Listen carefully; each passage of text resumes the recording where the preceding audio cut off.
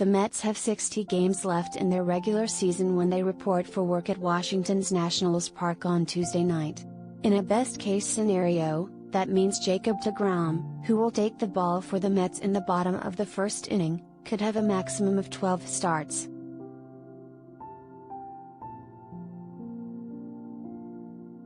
Since the words Mets, deGrom and best case rarely appear in the same paragraph, making the first two paragraphs of this column wild statistical outliers, the Mets will settle for 11 starts, even 10, assuming there'll come a time or two when even a healthy deGrom might require an extra day of rest.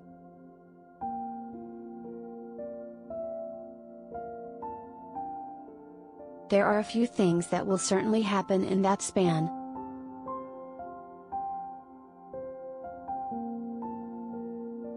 Mets fans will rejoice at the sight of the first fastball that clicks 100 miles per hour. Mets fans will recoil at the sight of the first fastball that clicks 100 miles per hour, and hold their breath with every other pitch thereafter. deGrom will give his team and his teammates a lift, because this is the equivalent of making an A+ move at the trade deadline. It is merely returning the favor, since those teammates have done all of the heavy lifting in growing a 65-37 record through the season's first 102 games after the Mets beat the Nats behind Max Scherzer on Monday, 7-3.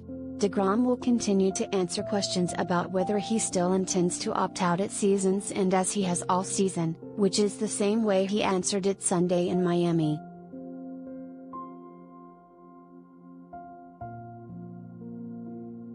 That is still the same, deGrom said.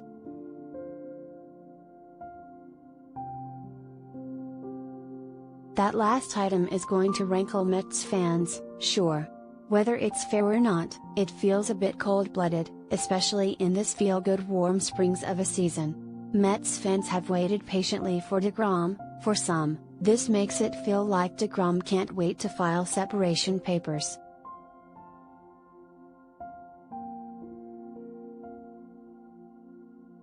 deGrom is doing nothing at all wrong here, of course. For one thing, it was past Mets ownership and past Mets management that approved the extension deGrom signed a few days before the 2019 opener, allowing him the right to opt out after this season. It was a few dollars below market value, that was obvious at the time. It allowed the old ownership to not have to think about deGrom again until they were blissfully sailing on a boat somewhere, counting their sale profits.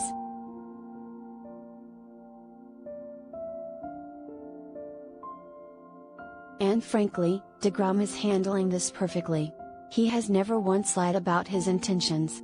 And he has never once refused to answer the question, even as he languished on the eel. Transparency is a good thing. Honesty is a good thing. Even if it's not what Mets fans necessarily want to hear.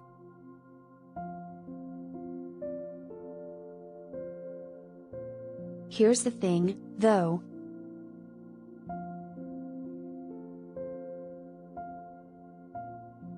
If deGrom returns at anything close to the version he was last year, when almost every start inspired comparisons to 1968 Bob Gibson, the conversation will soon change. If he is able to conjure anything quite like the 1.08 ERA or the 14.3 strikeout per 9-inning rate he motored along to across 15 starts last year, well, Mets fans, and Mets brass, will merely wait until autumn to resume having anxious thoughts about deGrom's future.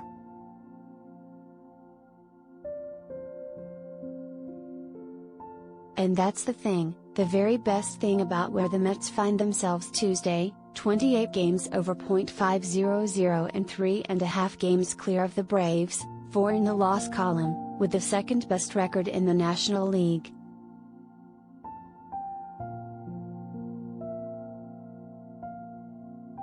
For a change, for the first time in a very long time, the narrative is about now, the mantra a song of urgency and resoluteness. Even 7 years ago, as the 2015 Mets inched within 3 games of a championship, much of that team was aimed toward the future, a young pitching staff, a young on-the-come outfielder, Michael Conforto, and a young catcher, Travis d'Arnaud. When they lost, it was easy to figure they could take a few more swings at the Commissioner's Trophy.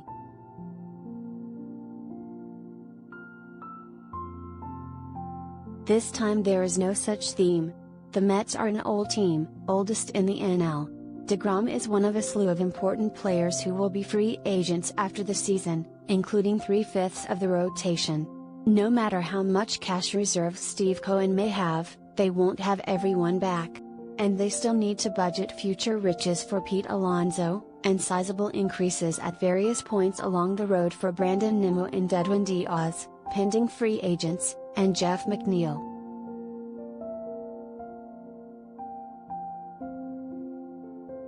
So the Mets' plan has to be to maximize whatever season deGrom can salvage, not recklessly, not dangerously, but to honor the season they've already built and the season they hope to have with deGrom at the front of the train, and worry about deGrom in 2023 and beyond when he officially turns in his papers.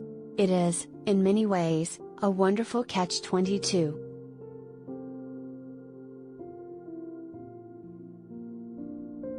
If a team out there is going to pay top dollar for deGrom, they will certainly do so based on his body of work these next 3 months.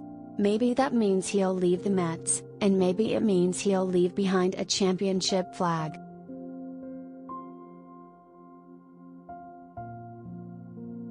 The Mets will take that trade-off.